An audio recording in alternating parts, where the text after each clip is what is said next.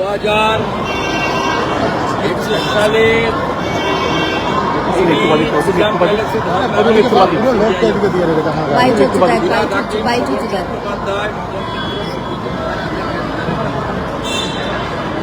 মুখ্যমন্ত্রী এর আগে রাজীব কুমারের বাড়িতে যখন রেড হয় সিবিআই, সেদিনে তিনি সিপিকে নিয়ে ধর্ণা দিয়েছিলেন কলকাতায়। স্বাভাবিকভাবে মুখ্যমন্ত্রী এই ধরনের কাজ সাংবিধানিক প্রতিষ্ঠানের সরাসরি কাজে হস্তক্ষেপ এবং তদন্তে বাধা দেন। এটা একজন মুখ্যমন্ত্রী, তিনি শুধু রাজনৈতিক নেতা নেত্রী নন, প্রশাসনিক কর্তৃক নিন্দা জানাই এবং ইডি নিশ্চয়ই তার ক্ষমতা বলে তারা তাদের মুখ্যমন্ত্রীর বিরুদ্ধেও ব্যবস্থা নেওয়া উচিত বলে আমার মনে হয়েছে। আইপ্যাক ভোটার লিস্ট থাকবে কেন? আইপ্যাক ভোটার লিস্ট আছে বলছেন,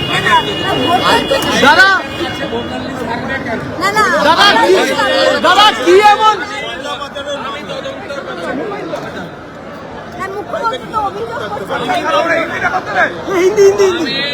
ইনভেস্টিগেশন এবং ইডির পাশে ঢুকবো না। দাদা কি এমন? আমি মুখ্যমন্ত্রী যাওয়া, সিপি যাওয়াটাকে মনে করি অনৈতিক, অসাংবিধানিক, কেন্দ্রীয় সংস্থার তদন্তে সরাসরি বাধা দান মুখ্যমন্ত্রী এর আগেও করেছেন।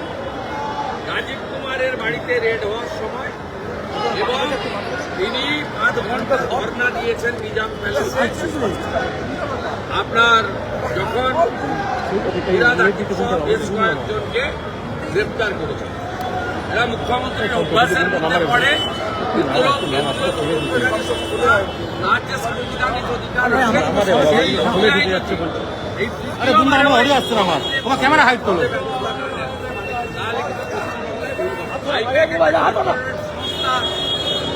তাদের বিরুদ্ধে অভিযোগ আছে, তদন্ত করবে, তারা লিখিত কাগজপত্র, তাদের রিটার্ন ফাইল সবকিছু পরিষ্কার আছে। পরিষ্কার থাকলে তো সবার অফিস বাড়ি তল্লাশি করে তো গ্রেপ্তার হয়, এমন তো নয়। করবে আমার বাড়িতে সিআইডি পাঠিয়েছিলেন, আমার প্রবীণ বাবা মাকে হেনস্থা করেছেন, সিআইডি পাঠিয়ে 3 বার। আমি তো সিআইডির কাছ থেকে ভোটাও নিয়ে মারতে গেছিলাম। গ্রামের এমএলএ অফিসে আসামি সার্চ ওয়ারেন্ট ছাড়া তছনছ করেছে অফিস। মুখ্যমন্ত্রীর মুখে এগুলো মানায় না। আমি চ্যালেঞ্জ করলাম, বিজেপি কেন যে কোনো লোকের বাড়িতে পাঠিয়ে দেখুন,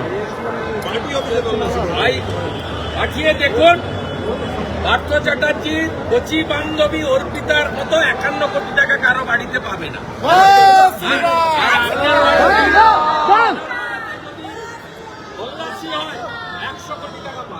দাদা মুখ্যমন্ত্রী কি প্রতীক জৈনকে বাঁচাতে গেলেন? দাদা বাঁচাতে গেলেন, মুখ্যমন্ত্রী কি বাঁচাতে গেলেন? আপনি প্রথম প্রশ্ন করলেন, আপনাকে যদি প্রশ্ন শিখিয়ে করে আলাদা কথা, আমি ফেস করতে যাই, আমি স্কিপ করি না। প্রথমে বললেন ভোটার লিস্ট আইপ্যাকে থাকবে কেন? এখন বলছেন প্রার্থী তালিকা আইপ্যাকে থাকবে কেন? দাদা